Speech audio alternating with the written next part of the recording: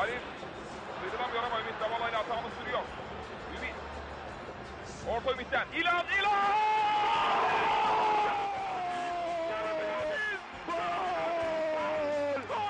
Gol! Yarı finaldeyiz. Türkiye yarı finalde. Türkiye yarı finalde. Dünyanın 4 büyük takım arasındayız. Şenol Güneş ve işte Osaka'dayız. Naga'yı sarıda muhteşem bir sevinç. Altın gol altın. Unutulacak bir gol değil bu. Yarı finaldeyiz sevgili seyirciler. Yarı finaldeyiz. Muazzam bir olay, muazzam. Bileğimizin hakkında kazandık Yalçın. Çok büyük futbol oynadık bugün. İlhan Mansız sevgili seyirciler. İşte Ümit Davala. İlhan Mansız mükemmel vuruyor. 1-0. Bu altın gol.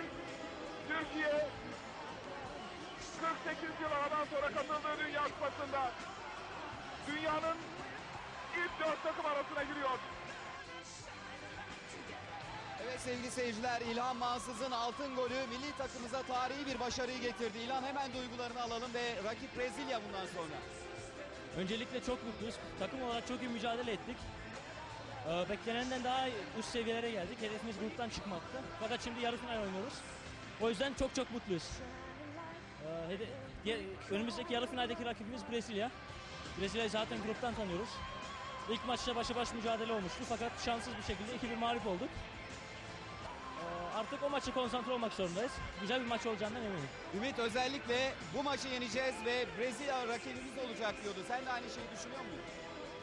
Tabii ki gruptan çıktıktan sonra diğer rakiplerin bizden hiçbir fazlalığı olmadı. Hatta bizim onlardan daha üstün olduğumuzu da gördük. Kendimize özgüven geldi ve bunu sahaya yansıtmaya başardık. Hazır. Öncelikle Japonya, şimdi de Senegal'i yenerek yarı finale katılmaya hak kazandık.